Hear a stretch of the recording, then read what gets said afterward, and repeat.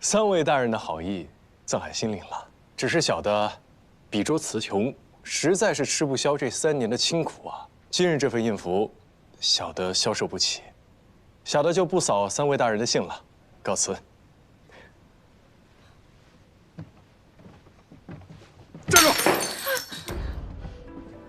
小子，别给脸不要脸！好歹我是这儿的熟客，能不能通融一下？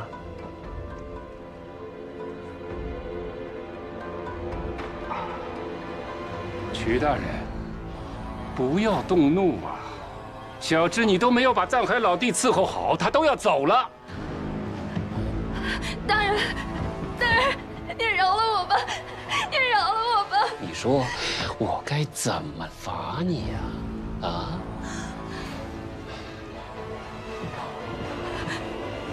公子，我求求你了，求求你，你养我！不是你干什么？你想干什么？你想干什么？你干什么你？住手你！大眼睛看着！张嘴！住手！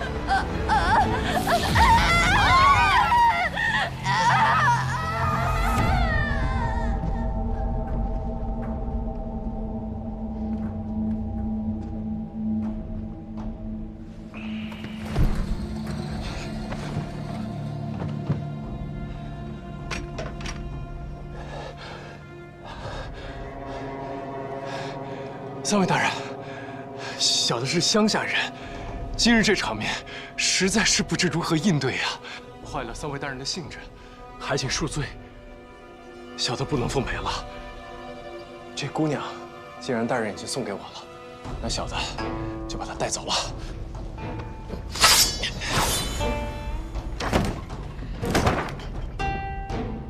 几位大人都在这儿，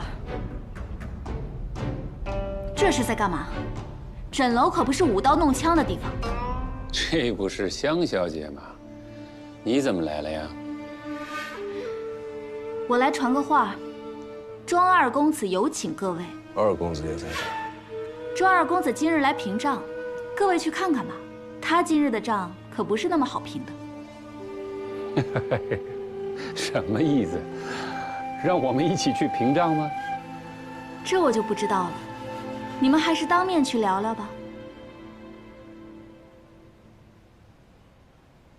这样吧，三位大人，小的一个人去见二公子，这姑娘我就收下了。杨大人的提议，我会好好再考虑一番。早这么说，不就没事了？晦气！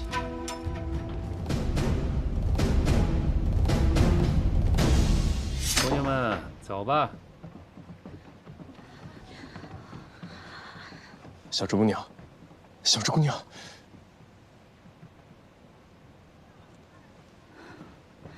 这附近可有医馆？枕楼就有郎中，但是救他要花很多钱。像他这样的人死了也不会有人管。客官还要救吗？当然要救。将郎中请来便是。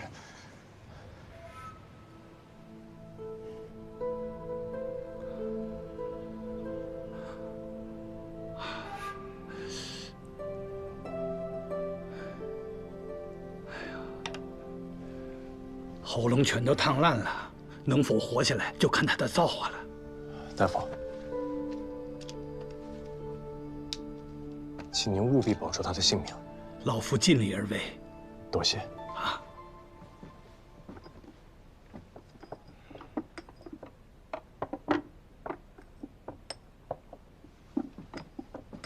在下藏海，今日多亏香小姐出手相救。不用。上次你替枕楼挡了灾，也算是扯平了。你怎么得罪他们了？一点小事而已。是吗？不说算了。香小姐，小芝今日可否留宿枕楼？我回去取些银子过来。你不用管了，这姑娘枕楼收下了。她嗓子全毁了，在这里还能安身立命吗？这你不必担心，枕楼自会安顿好她。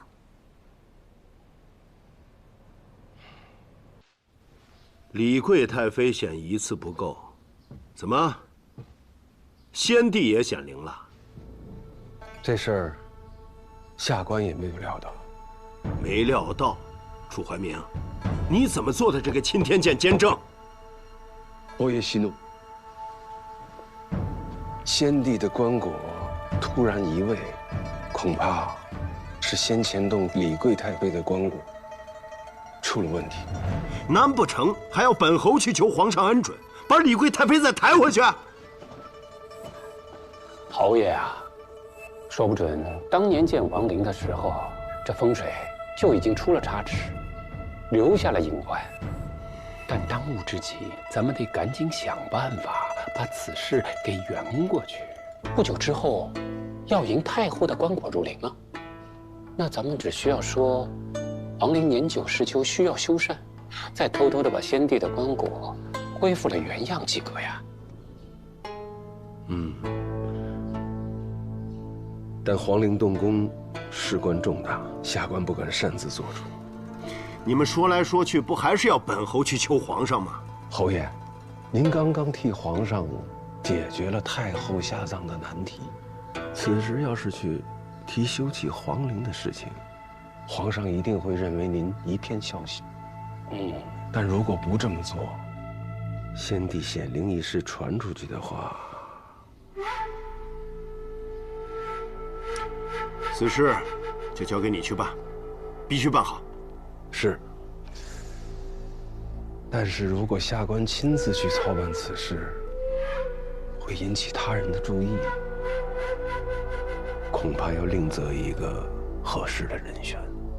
此人不但要懂得风水堪舆之术，最重要的是和朝廷里的人没有任何牵连，以免走漏风声。侯爷，在下有个好人选。说，新来的幕僚藏海啊。之前李贵太妃迁官的难题，那正是藏海化解的。他熟悉皇陵，又懂风水堪舆，现在也在府内做事，身家清白。此事理应由他去解决。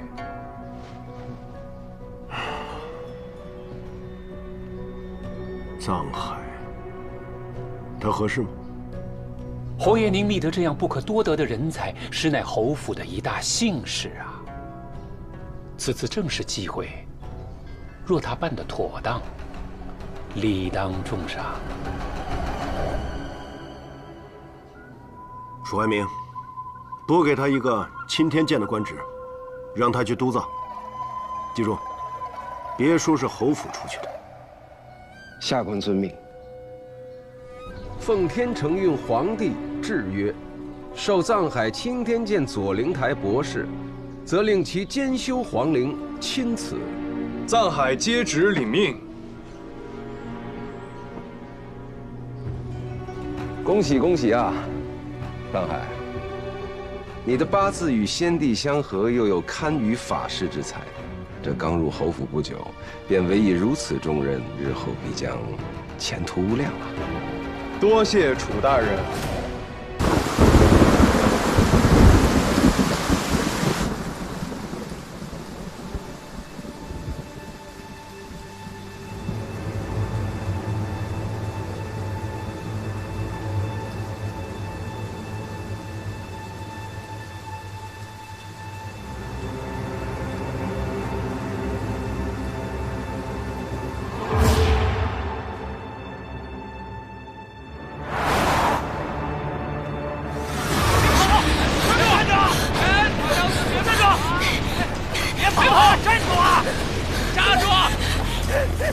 你等等我们呀！站住！快！不要脸！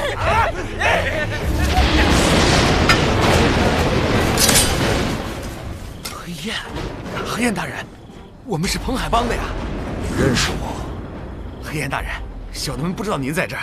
哦，这位姑娘，你要是喜欢，给您留着。走走走。团长，既然认识我，我得留点东西给我呀。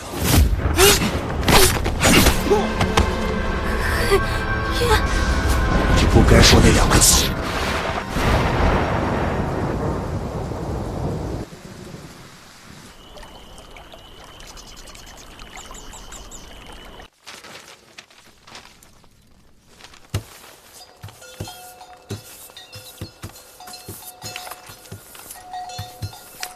东西都找齐了吗？找齐了，这一夜库房都搬空了，几十年的公文卷。行，王文，咱们赶紧休息吧。真就没有一件积案啊？哎呀，确实没有。王县城，哎，蓬莱县令空缺3院有余，全县百姓就无一人告状。回民腐化，要说告状的也有，但都是些缺斤少两、鸡毛蒜皮的小事，当日便解决了，没有纳入案卷。海晏和亲。好啊，龙叔，看来咱们真是来了一个好地方。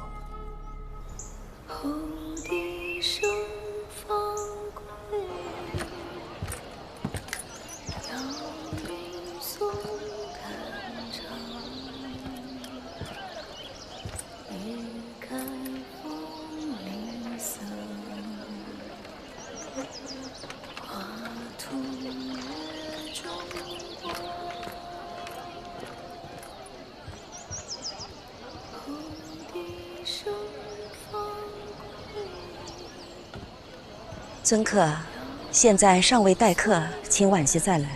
打听一下，是哪位娘子在唱滨州小调？是草庵娘子。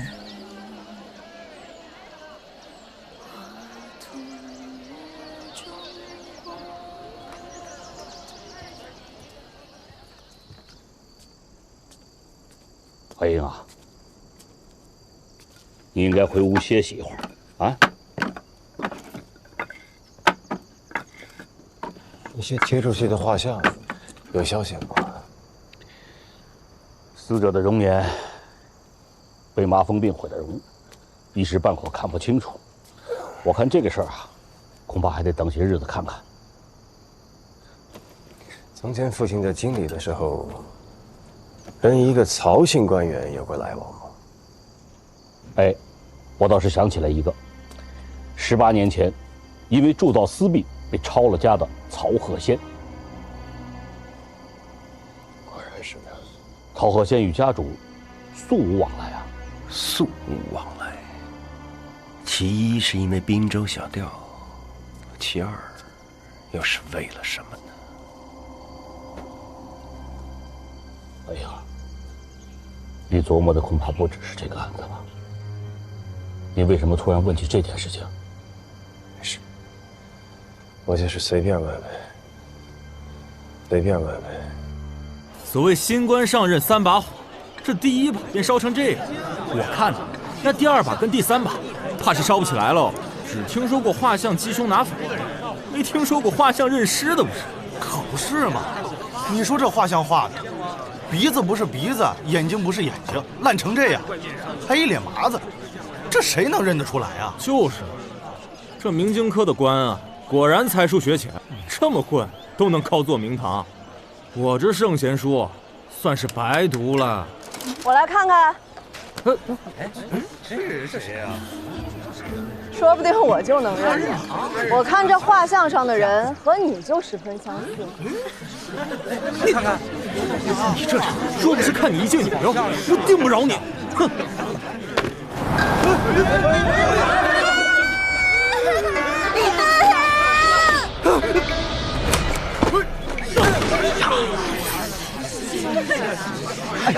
谢谢，谢谢。你，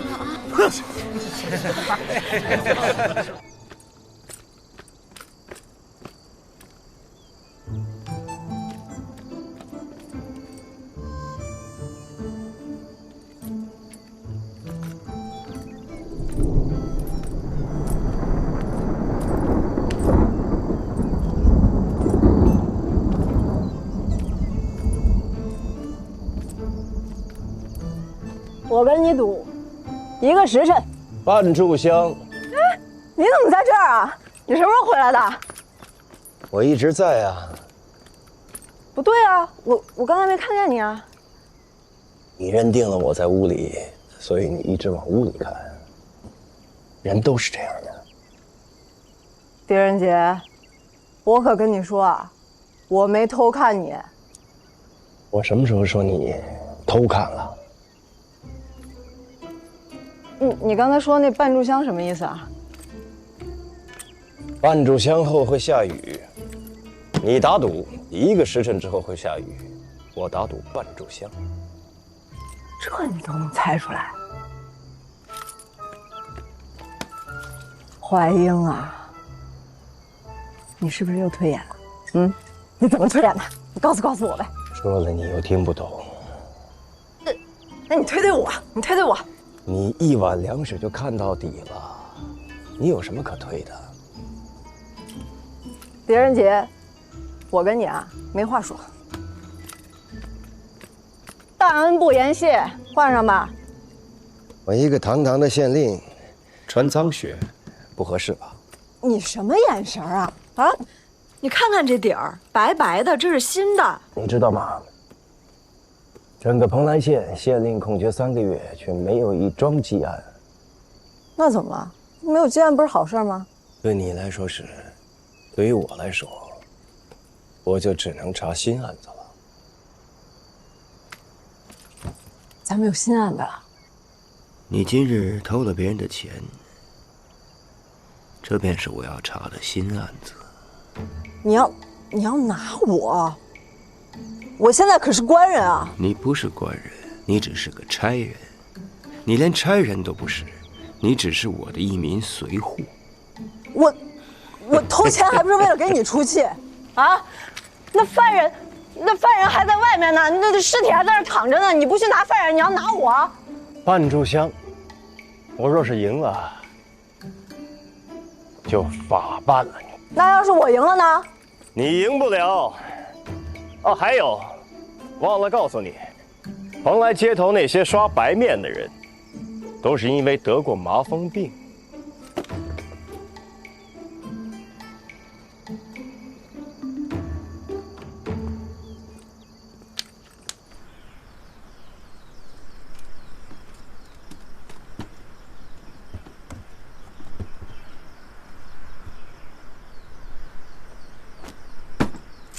谁呀？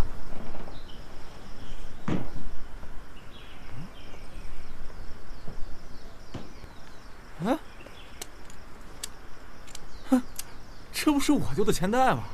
便宜你小子！给他套上！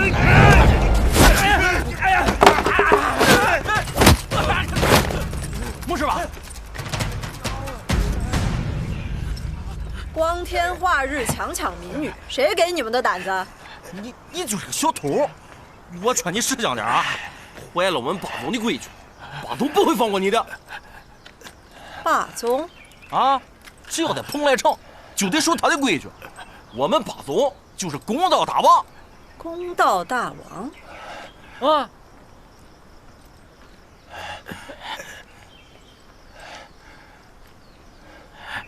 来吧。你干什么？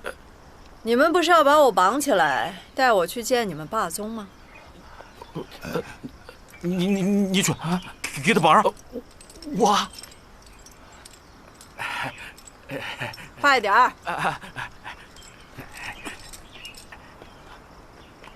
来吧，把我套上。啊？套上？去！啊！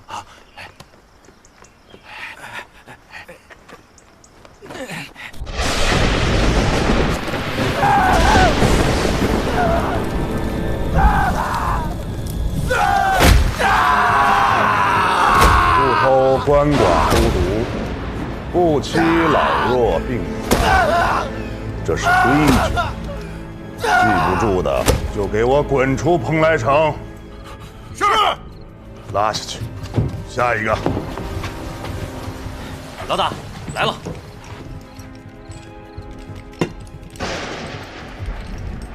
一个小姑娘家，何必大费周章？解开吧。哎，好，哎，松开。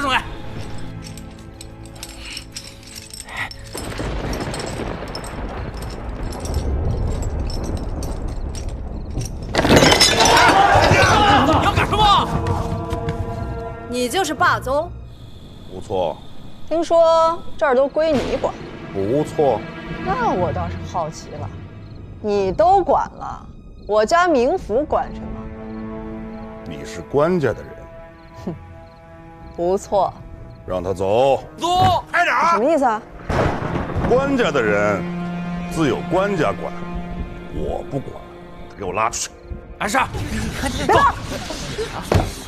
请神容易送神难。我刚才听你的兄弟们说，要想在这蓬莱的街面上行走，都得按你的规矩来。我今天来啊，就是告诉你一声，狄仁杰狄冥府来了。从此以后，蓬莱这上上下下归他管，你可以歇着。自古以来，官家是官家，江湖是江湖。江湖是江湖，可你别忘了，咱们头顶上还有王法。你手上的这江湖权，我得给我们狄冥府要回去。权力不是要回来，是挣回来的，得自己挣。那你说，怎么挣？一下酒，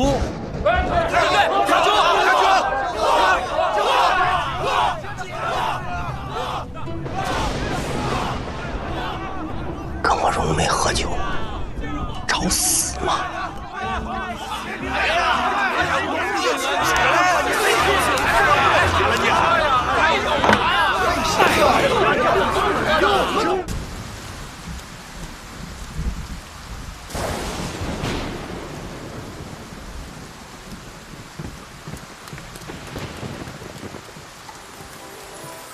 没想到冥府刚刚上任，就得空来我明月坊闲坐，曹安荣幸之至。如果是听到被曹娘子的滨州小调吸引，不知可否请娘子为我再奏一遍？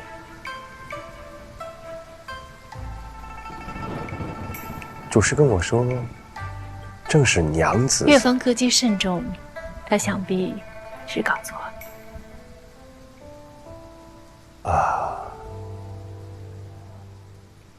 不如我把腾空的新作唱于冥府听。那不必了。冥府不喜欢腾空的诗作。男情女爱之事，非我所喜。没想到冥府居然不解风月。腾空盛名之下，虽无子嗣，也无纳妾之意。对夫人银莲情深意重，他诗中所写所叹，也是与妻子白首相携的期盼。纵然是今上，也会为之动容，自以雅情二字。这些都不能让冥府感动。娘子消息通达，实不像一个偏居蓬莱的普通歌姬。冥府可知我籍贯何处？从前父亲在京里的时候，跟一个曹姓官员有过来往。18年前，因为铸造私币被抄了家的曹鹤仙。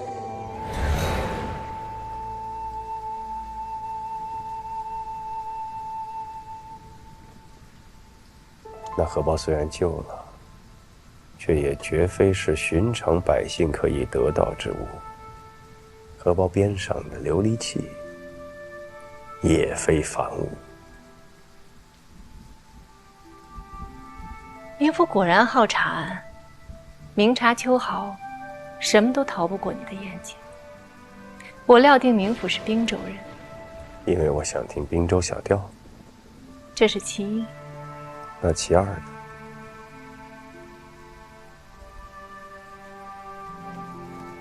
我曾去过滨州，对那里的风貌人情有所见闻。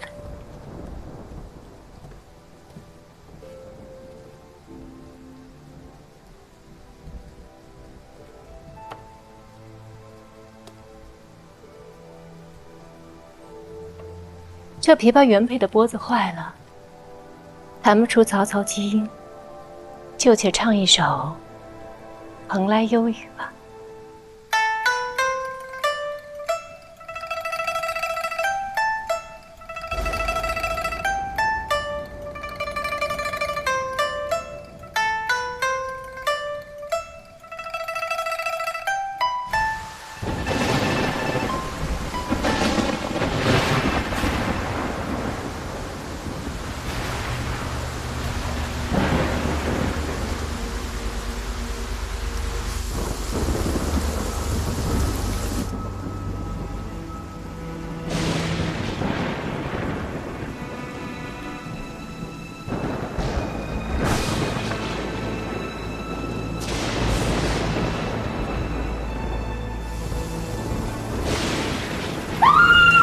怎么了，老二？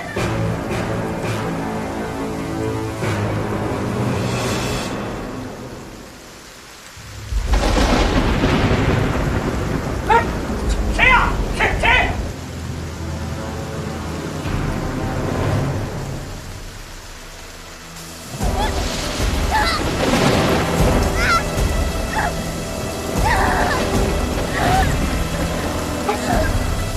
家主，快！家主！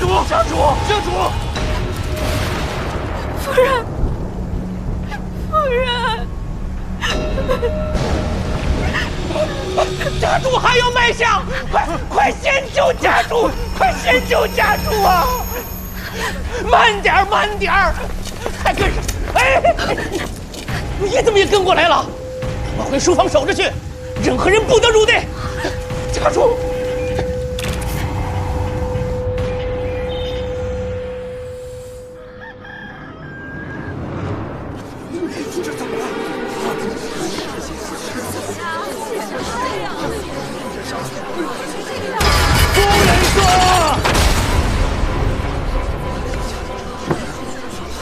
郎君，喝药吧。我说不喝，才不喝！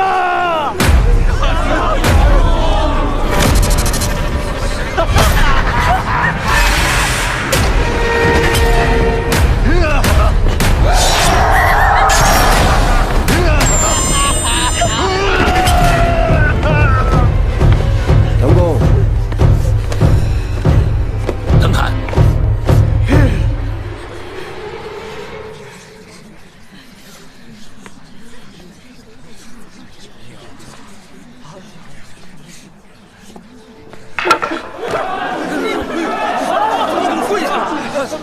冥府，藤杆，求死来了！我来投案。家主，你们醒醒啊！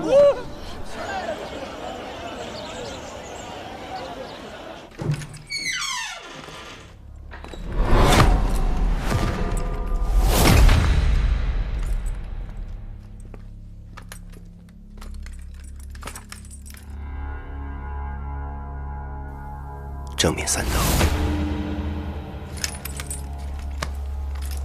背面4刀，又是7刀，跟城外那个无名男士一样。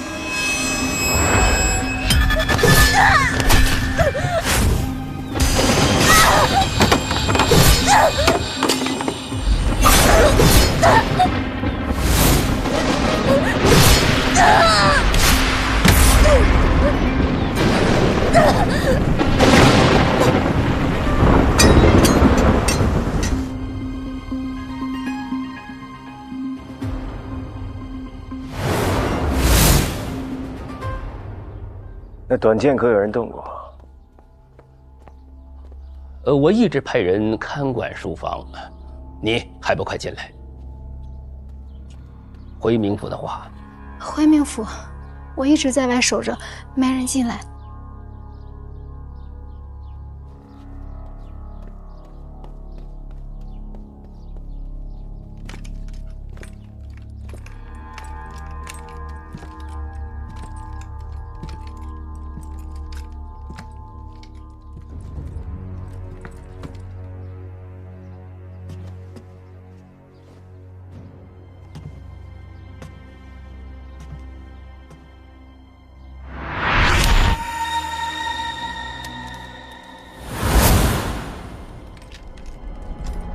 这里摆放过一面屏风。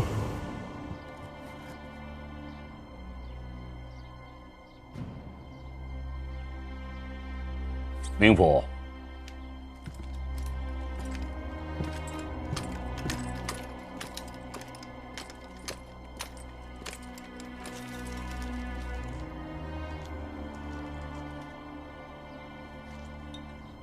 癫狂梦醒柴胡功，相附青皮半木通。癫狂梦醒汤。腾公疯癫，自何时而起？大概有半年时间。那墙边可是一直有一个四扇屏风？其实那件东西乃是件不祥之物，所以事发之后，家主便差我等把它搬到库房去了。屏风，不祥之物。正是这屏风邪祟，招厉鬼附身，才害家主杀死夫人的呀。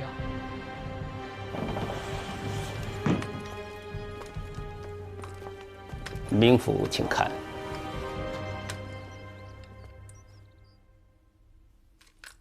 杨柳吐蕊，春日景色。书生伏案小睡，一女子入梦，青山绿野。这画的是书生夏日复考，然后是深秋时节，书生考取功名，披红归乡，恰与梦中女子相逢。这最后一幅应该是冬日期画。哎，为什么变成了杀妻血图啊？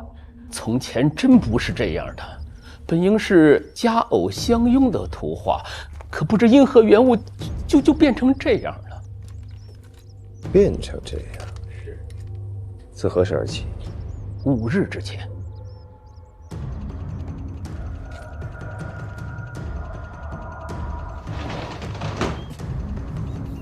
凶器有被移动过的痕迹。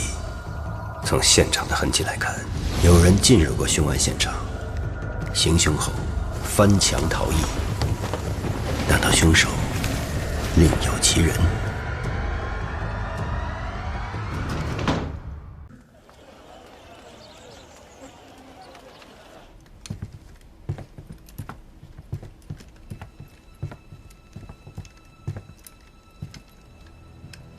清明府判我死罪。哦，快进去，快进去。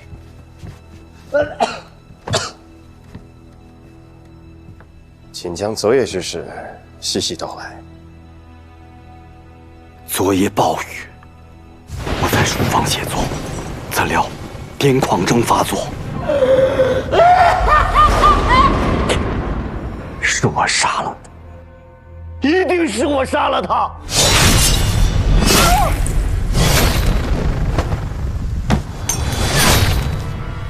恳请冥府切莫容情，判我死罪。腾公节哀。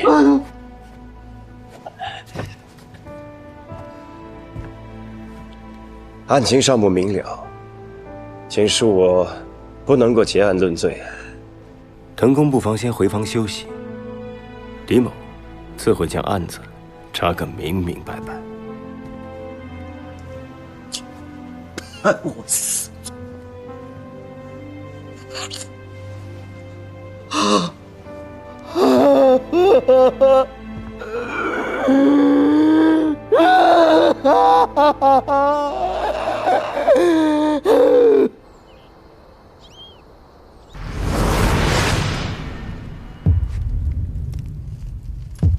粉末。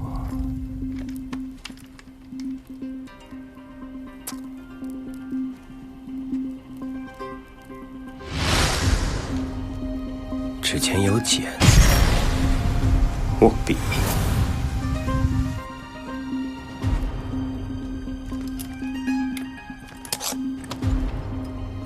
死者指尖、耳中、发髻上皆有白色粉末。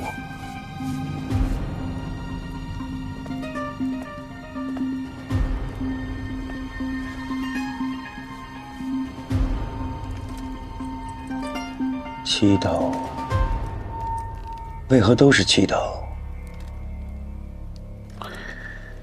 明父，没什么味儿啊。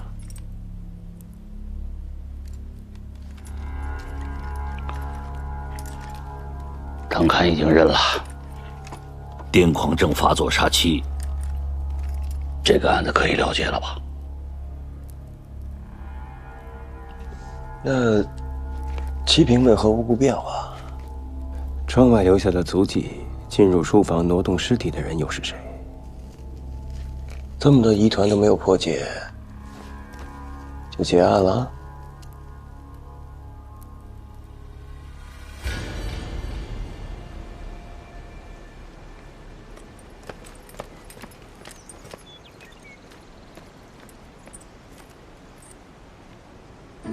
蝶儿姐，我就知道你在这儿。没少赢啊！这可都是我靠自己本事赢来的，合律合法，愿打愿挨。还有啊，我告诉你，我的事儿呢已经了了。谁了的？立规矩的人。还赌吗？江湖权力不是儿戏，真要赌，咱们换个赌法。你还要赌什么？咱们就赌你们手头上的案子。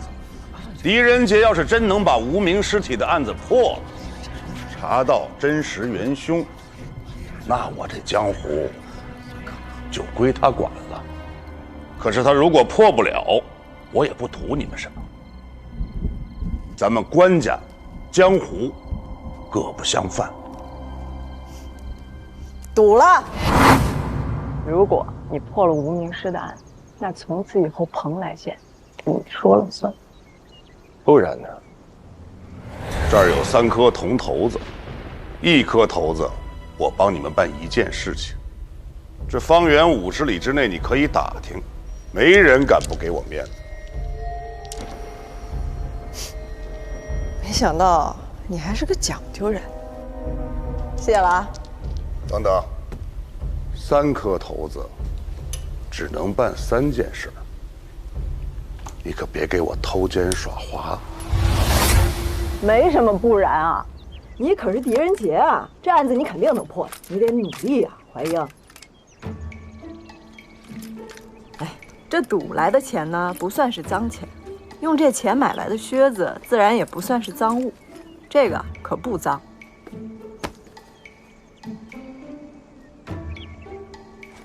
哎，你干嘛去？回屋换靴。马蓉啊，小狗啊，啥都好，就是爱吃屎。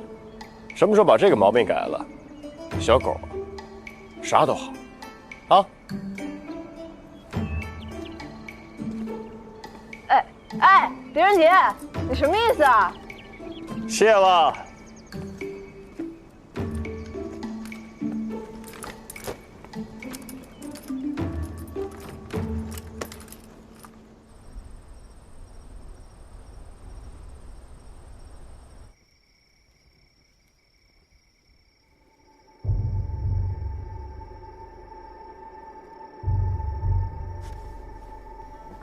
滕公悲伤过度，旧疾复发，好好休养才是。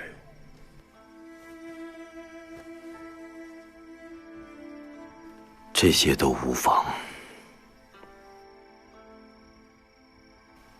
明父可知，我20多年前流连京畿之时，与你的父亲有过数面之缘，令尊为人磊落，殷荣至今牢记于心的。当年我官拜右屯卫长史，叫做滕仲元。南雁白发悲，孤塞山岳林。天地常入夜，生死共长生。自父亲离开之后，这首诗一直常伴左右，今日得遇父亲故人，是怀阴之幸啊。只是不知滕公为何？不知为何，我从大漠孤烟转投风花雪月，是吧？是银莲改变了我。自从我与他成婚，我便不愿再去碰触杀伐决断，所以改了名，只想做一个沉迷在温柔乡里书写情书的庸人。如今年过半百，唯愿与银莲共度余生，别无他求。可是现在，这一切被我亲手所毁。淮阴尚有一事不明，滕公为何一定要把罪名揽到自己身上？冥府，即便你不判我，老天也将判我。手刃爱妻，忘情负义，与其每日尽受煎熬，独活残生，不如早赴黄泉，在地下与银莲相见。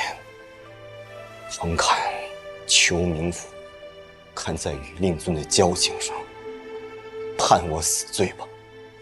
滕侃谢过冥府了。滕公万万不可！淮阴既谋圣恩，自当依律行事。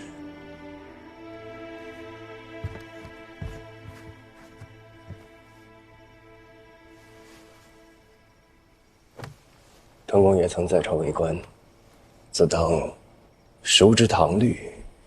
依唐律，癫狂病人无伤人命，当从轻论处。滕公才名远播，全县百姓上书请命，于情于理，我都该判您无罪啊！命苟存，心有死。有一事，淮阴还望滕公能够如实相告。你是想问那四七平的事儿吧？正是。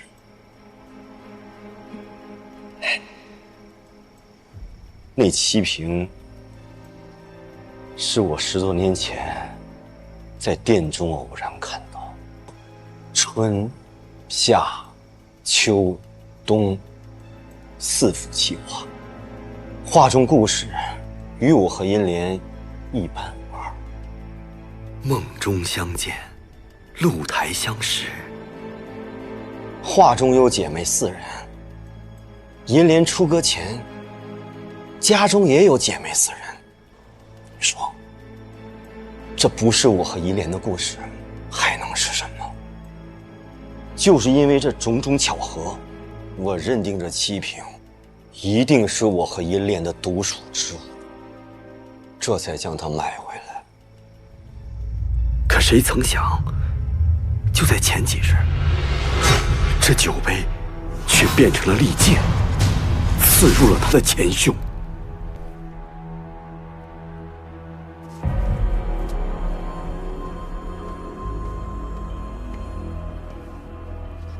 家主，我今天状态尚好，不必喝药。可是夫人亲自嘱托。夫人，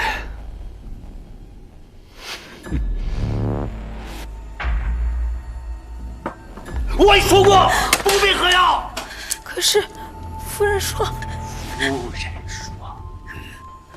夫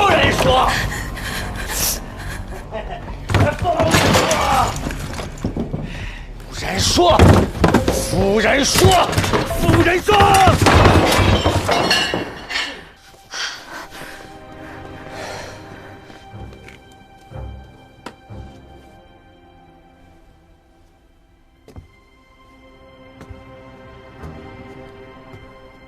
郎君，喝药吧，喝了就会好了。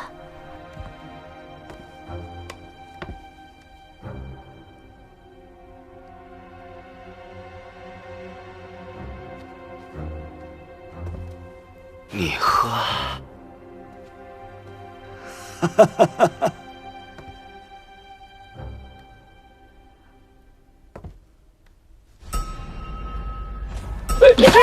我说不喝，你还不喝？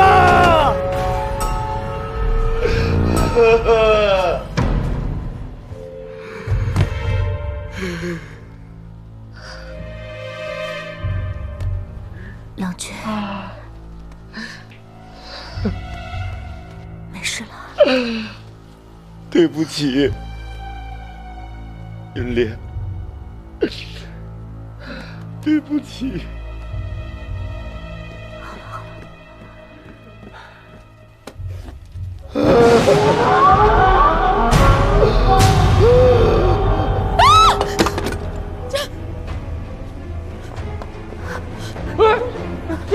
齐平，孙齐平，郎君，郎君，你看，郎君怎么会这样？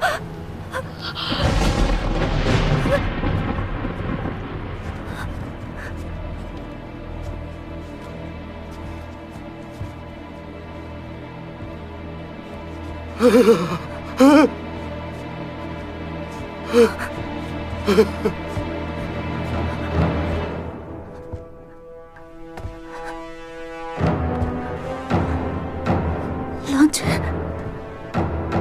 郎君，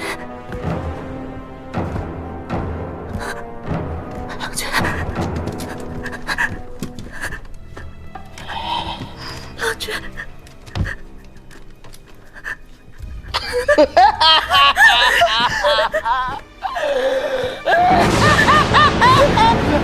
有鬼！有鬼！家中被烈鬼附身了！站住！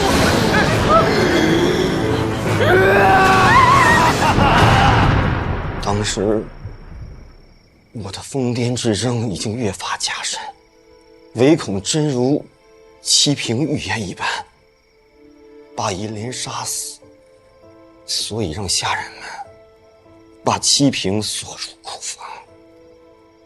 结果到头来，我还是失了心智。滕公，可认得此画中人？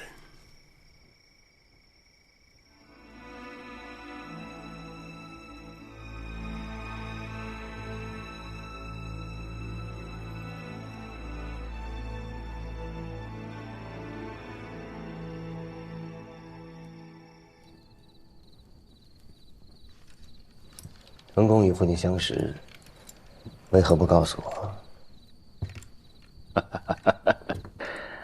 家主交友甚广，我如何全都能记得啊？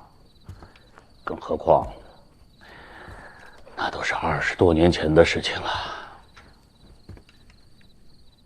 不过说起滕仲元的先祖，那倒是大有名气啊。说说。贞观13年，滕仲元的先祖官封剑南道魏军正副，本来是仕途顺畅，结果没想到患了癫狂之症，夜间发作，拔刀闯营，一连杀了17名士卒，引起哗变。滕仲元的先祖问津谢罪。从方才的脉象看来，阴虚于下，阳亢于上，确实是癫狂症。这么说来，这病会传于子嗣？难道这就是滕仲元与银莲不育的缘由？银莲在出阁之前，家中也是姊妹4人，正如这屏上所绘的一样。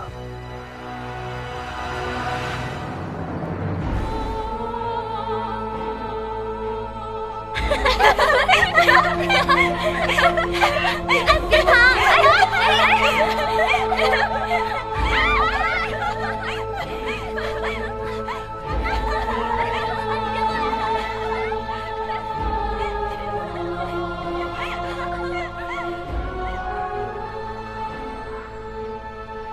这儿就是银莲出阁前的祖屋，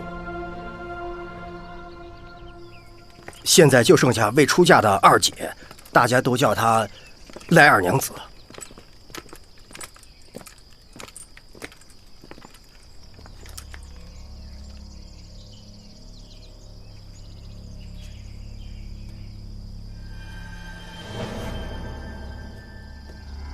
赖二娘子，这位是蓬莱县令狄明府，今日前来。我知道你是谁，我也知道你要问什么。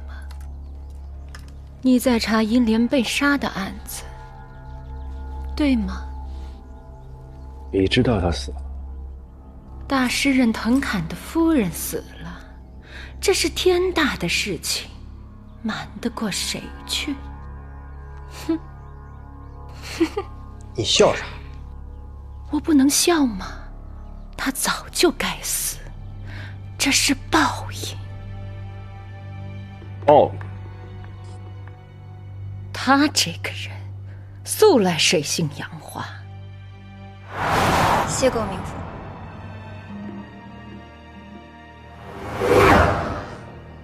仗着美貌，竟做些隐门卖笑的勾当。与他有染的人多了，恨他的人也多了。我可听说银莲夫人素来品行端正，恪守妇道。她与藤公伉俪情深，都是些人前的伪装罢了。恪守妇道这4个字与他从来就不沾边。不知赖二娘子说这些话，可有凭证？要什么凭证？你去各处打听打听便知道了。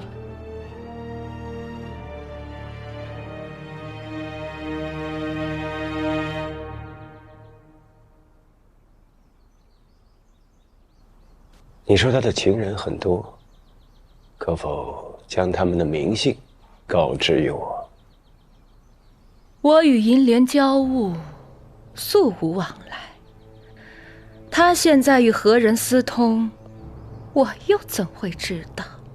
不过，当年有一个叫李翰的，他可是银莲的奸夫，银莲出阁前的追求者，一个平庸至极的无聊男人，整日围绕在银莲身边。后来，银莲就腻了。有一日，李翰闯入府中，银莲报了官。银莲，不信，你可以去查查。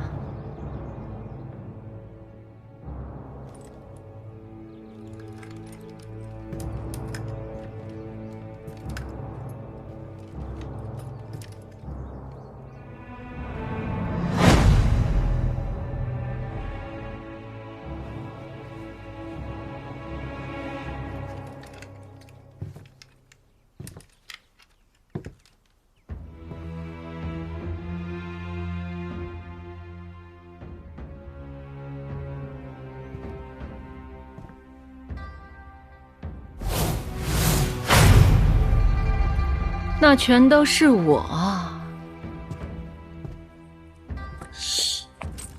我看这画都出自一人之手，你跟这个徐凯熟吗？我跟徐凯何止相熟，他这一辈子最爱画我。这个徐凯现在何处？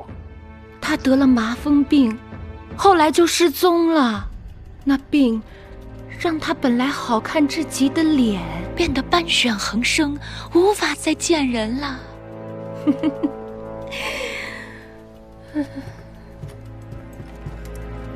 不知赖二娘子上一次与银莲夫人见面是什么时候？是什么时候呢？好久了吧。自那日你搔首弄姿、卖弄风情之后，我便发誓与你再不相见。我跟你不一样，我跟你不一样，我跟你不一样，不一样。我这一生只爱徐凯一人，得不到他，我便终身不嫁。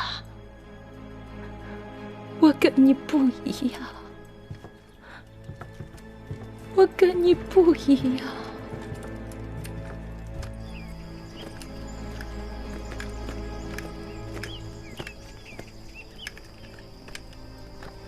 回衙之后，让红叔查下李翰的卷宗，若他所言属实，9案之中或许能够找到银莲的牵扯。